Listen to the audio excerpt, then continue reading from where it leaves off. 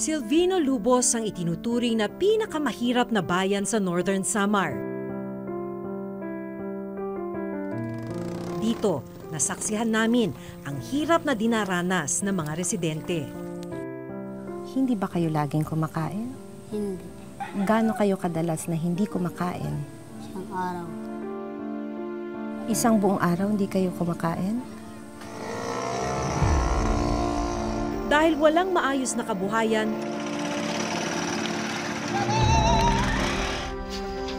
at serbisyong pangkalusugan, may mga inaabutan na lang ng kamatayan. Ay, masakit nga po ay. Gawa namin. Kaya pa mabuhay. Pero wala naman, doktor.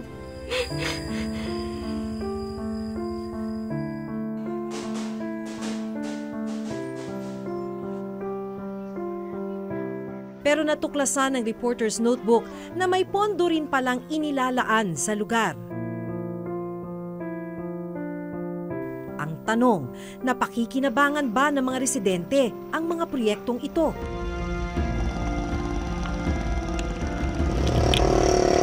Pagod, gutom, hirap. Pero sige lang po.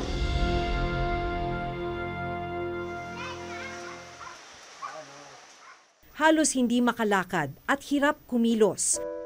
Ganito namin inabutan ang 20 taong gulang na si Jessica Suryo. Ipinanganak na may bukol sa mukha si Jessica.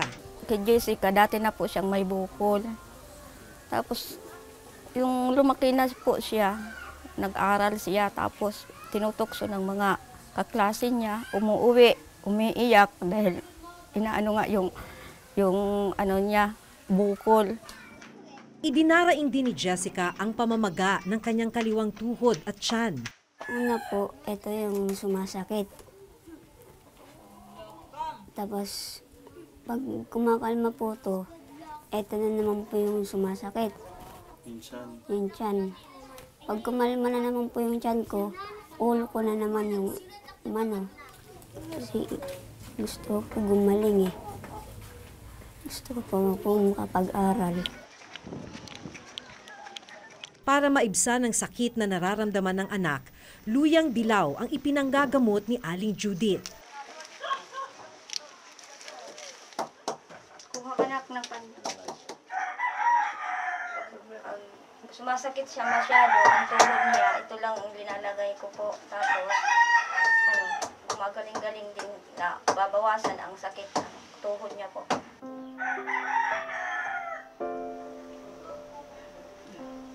Kasi matapang po ito.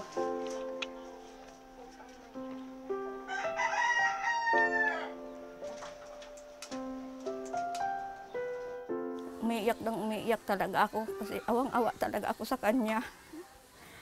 Wala akong magagawa dahil siyempre pag papasok ka sa hospital, talaga, hindi ka talaga dyan tatanggapin na wala pong pera. Taong 2013 nang dalhin ni na Aling Judith si Jessica sa Manila para matingnan ng espesyalista. Dito inoperahan ang bukol sa kanyang mukha. Sana po gumaling na po lahat ng sakit sa katawan ko. Gusto man nilang dalhin sa ospital ang anak, kulang naman sila sa pera. 2 oras din ang layo ng ospital mula sa Silvino Lubos na kailangan pang tawirin ng bangka at habal-habal. Mahirap po ang kalsada. Naku, makakapunta ka po doon, 1,000, balikan. Balikan po, 1,000 yan pamasahe sa scooter.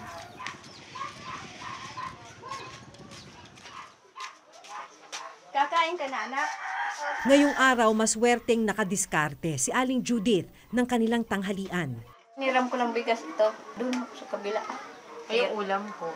Ang ulam, nabutang ako doon sa... Hati-hati po kami sa isang sardinas. Ilan po kayo maghahati-hati? Bali, 8. Sanay naman na po sila. Mas importante po may kanin. Kasama rin sa bahay ni Jessica ang bunsong kapatid na si Jonathan. Masakit po kasi yung kapatid ko po yung nahihirapan sa sakit niya. Yung pag sumasakit po yung paa niya, naawa na lang po ako sa kanya. naman yung manipis, ipalingkod ta. Mara.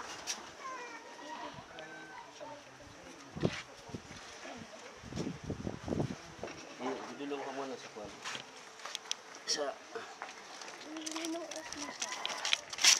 Sasamahan namin sina Jessica papunta sa ospital.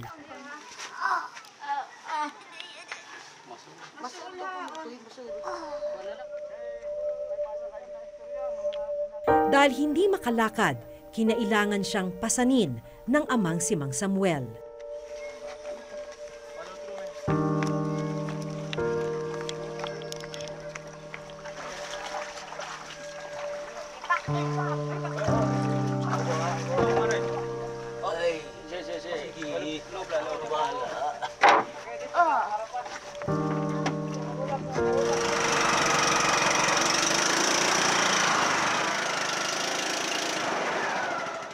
Pagkatapos ng bangka,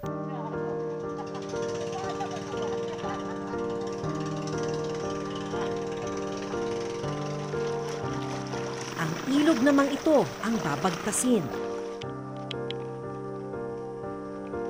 Sobra po yung awa namin kahit wala kaming anak buhay, walang makain, pero tinitiis lang namin dahil anak namin yun eh.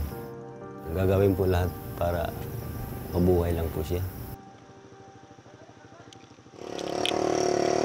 Pagod, gutom, hirap. Pero sige lang po. Mapatas tayo. Aray ko. Hindi lang.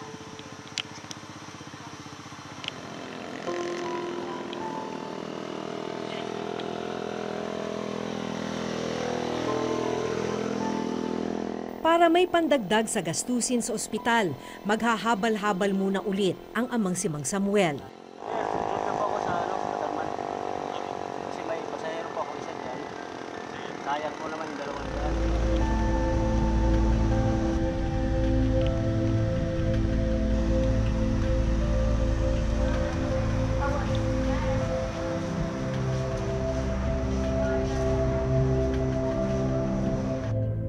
Agad sinuri ng doktor dito sa Northern Samar Provincial Hospital si Jessica. Dadaan rin siya sa ilang laboratory tests. Malaking problema niya ngayon, yung katawan niya dahil kulang na kulang siya sa nutrisyon. Mababa yung timbang niya, kaya yung kakayanan niya na lumaban ng mga infeksyon, medyo mahina sa ngayon. Yung pamamaga ng tuhod niya ngayon, mukhang yun yung tinatawag naming septic arthritis o infeksyon sa tuhod. Okay, so usually yan makikita mo sa mga immunocompromised na mga pasyente. Ang gagawin ngayon kay Jessica, i-admit namin siya dito, kukontrolin yung infeksyon ng tuhod niya at yung mga kulang sa kanya na nutrisyon ay papalitan sa kanya. Masaya na po kasi gagaling na po yung kapatid ko. Kung tutuusin, may mga proyekto sanang makatutulong sa mga residente para madaling makatawid mula Silvino Lubos papunta sa bayan kung saan naroon ang ospital. Sa ilog kung saan idinaan ni Mang Samuel si Jessica, kapansin-pansin ang mga posting ito na kinakalawang na at tinubuan na ng mga halaman. Sa mga dokumentong ito mula sa DPWH Northern Samar District 2 na siya ring implementing agency ng proyekto, lumalabas na isa palang timber bridge o tulay ang dapat na nakatayo sa bahaging ito ng Silvino Lubos. Malaking tulong sana sa mga residente kung natapos ang tulay, lalo na tuwing tumataas ang tubig sa ilog. Kwento ng ilang mga residente na nakausap namin, may danger din yung paglalakad dito dahil pagka biglang umulan, biglang tumataas yung tubig, tapos malakas yung current. Tinungo namin ang implementing agency ng proyekto at base sa dokumentong nakuha namin, makikitang hinati sa 4 na phase ang Timber Bridge Project. Ang mga posteng aming nakita, bahagi ng Phase 1, 2 at 3. Ang kabuang halagang ginastos para sa 3 phase, halos 7.8 million pesos. Wala na raw sa DPWH Northern Samar District 2 ang project engineer na nagpatupad ng unang 3 phase ng tulay. Pero nakapanayam namin ang kasalukuyang assistant district engineer. Nag-prepare yung regional office ng bridge plan which is, ang pangalan, it was construction of Sulong Timber Bridge. So, ang ibig sabihin timber bridge, yung superstructure, yung makita ninyo timber, pero yung substructure niya, which is yung sa ilalim, poste, concrete. Total, magkano po lahat ng nagastos? Mga 7.8, almost 0.8 million. Itong ganitong structure, sir, is this worth 7.8 million? Hindi kasi natapos yung kuan. Kasi baka ito palang nakita mo, marami ito. Kasi dito, based sa report dito, 4 na pier ito, pero up to pier 4. Yeah, mahal naman talaga yun. Kasi especially ang foundation niya. Ang foundation niya malaki. Maliit na, pero yung foundation dito sa ilalim, malaki yun. Ang Phase 4 o huling phase ng Timber Bridge na sinimula noong May 2013, pinaglaanan naman ng pondong 7.6 million pesos. Galing ang pondo sa Priority Development Assistance Fund o PDAF. Parang na-start lang pero na-stop dahil yung funding doon is from PDAF. Kasi at that time wala ako dito, no? Mahirap naman ituloy nila kasi parang narinig ko at that time pinapa-discontinue yung PDAF. 1.1 million pesos ang naibayad sa kontraktor at isinoli raw sa National Treasury ang natitirang pondo. Kaya kung susumahin, umabot sa halos 8.8 million pesos ang halaga ng Timber Bridge na hindi natapos. Ang tulay na tutulong sana sa mga residente sa pagtawid, ngayoy poste lang at hindi kailanman napakinabangan. Nakatiwangwang na po yan kasi sabi daw po wala na daw po budget. Kung yung iginastos po dyan, binigay na lang sa mahirap, yung mga hindi kumakain. Sa aming patuloy na pag-iikot sa Silvino Lubos, nalaman namin na sa Silvino Lubos Central Elementary School kung saan nag-aaral si Jonathan, may nakatenggang silid-aralan. Iniwan ng mga contractor ang school building na ito nang walang bintana, pintuan o pisara. Hindi rin formally turned over, kaya hindi ito ginagamit. Kung tutuusin, malaking bagay sana itong school building na ito para sa isang paaralan na gumagamit pa rin ng mga lumang school building tulad nun.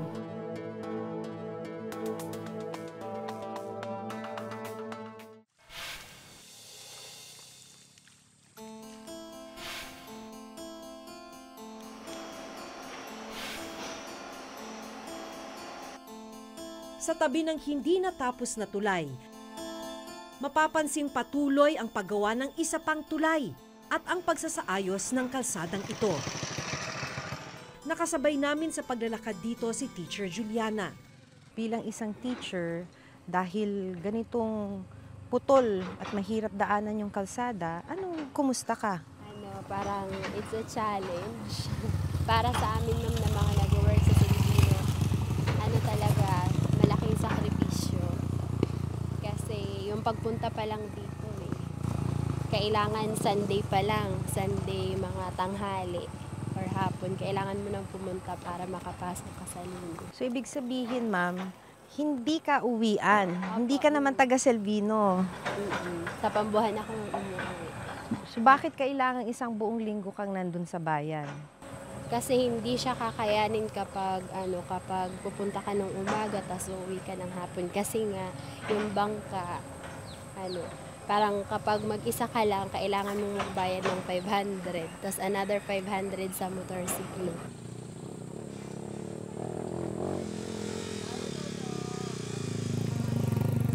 Linggo-linggong nagsasakripisyo si Teacher Juliana na makatawid sa Silvino Lubos para makapagturo sa mga bata. Ba't mo ito tinitiis, ma'am? We are trying to give hope para sa mga taga Silvino.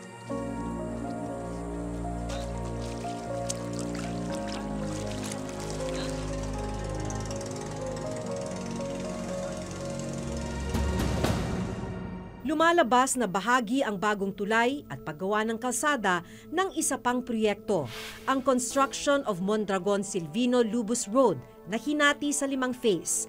Hawak ng provincial government ng Northern Samar ang Phase 1 to 4. Natapos ang Phase 1 to 3 noong 2014 at ongoing naman ang Phase 4 kung saan kasama ang ginagawang bagong tulay. Galing ang pondo sa pamana program ng Office of the Presidential Advisor on the Peace Process o OPAP.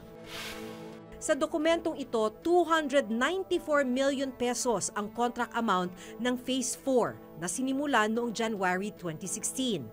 Bali, yung work ay medyo nahuli rin kasi location nga nung ating bridge doon sa almost end ng project. Yung challenges dyan sa implementation, yun nga yung mga dumating na mga bagyo at saka yung pagdala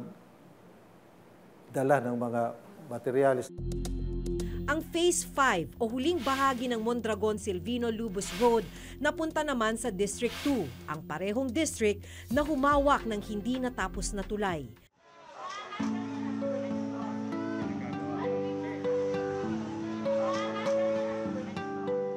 Sinundan namin si Teacher Juliana sa Silvino-Lubos Vocational High School kung saan siya nagtuturo.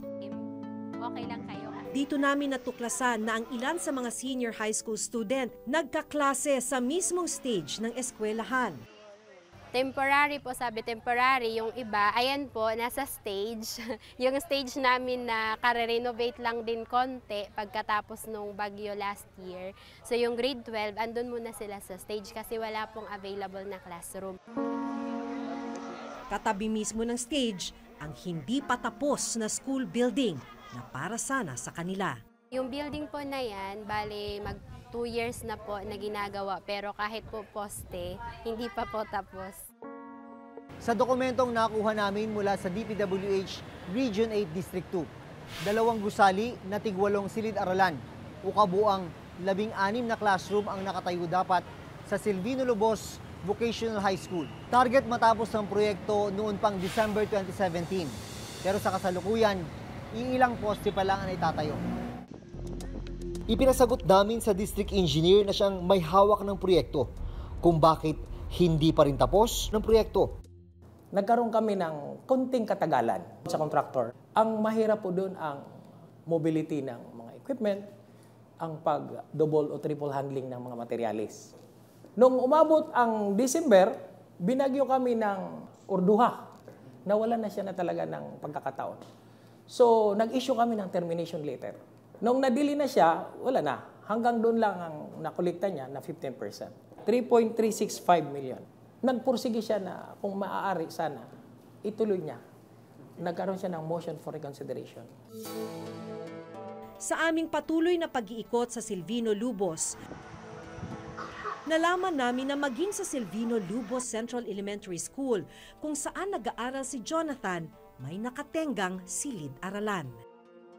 Iniwan ng mga contractor ang school building na ito nang walang bintana, pintuan o pisara. Hindi rin formally turned over, kaya hindi ito ginagamit. Kung tutuusin, malaking bagay sana itong school building na ito para sa isang paaralan na gumagamit pa rin ng mga lumang school building tulad nun.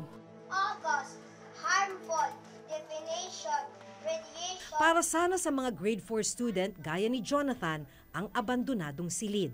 Sayang po kasi hindi po nagagamit. Maraming estudyante po yung nagtitis po dun sa stage ng pag-aaral. Dahil nakatiwangwang, unti-unti na ring nasisira ang ilang bahagi ng silid. Sayang. Sayang yung pera. Dating may pinto yan, kaya lang nasira na rin dahil pinaglalaruan ng mga bata. Ayon sa principal ng eskwelahan, Department of Education o DepEd, ang ahensyang nagpatayo sa silid-aralan. Sinubukan naming makipag-ugnayan sa district office ng DepEd sa Northern Samar pero wala silang maibigay na dokumento tungkol sa hindi ginagamit na silid. Ang provincial government bumuo daw ng Infrastructure Committee para siguruhing nababantayan ang lahat ng infrastructure project na gagawin sa Northern Samar. And we believe that accessibility and connectivity are key to economic progress. That's why yung pinaka-importanting project is yung ma-connect yung Silvino-Lubos to the provincial road network. Ang pag-ahon ng pamilya sa kahirapan ang inspirasyon ni Jonathan para magsumikap sa kanyang pag-aaral. Bakit pumapasok ka pa rin kahit nagutom ka? Pangarap ko po kasi maging teacher. Kaya sabi ni Mama, mag-aral po ako ng mabuti para paglaki ko, yung mga anak ko po, mabigyan ko po ng magandang buhay. Nahihirapan ka na ba?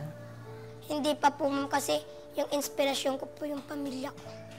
Pag nag-aaral po, iniisip ko po, Ma'am, para po to sa pamilya ko. Kaya po, pinagbubutihan ko po yung pag-aaral ko.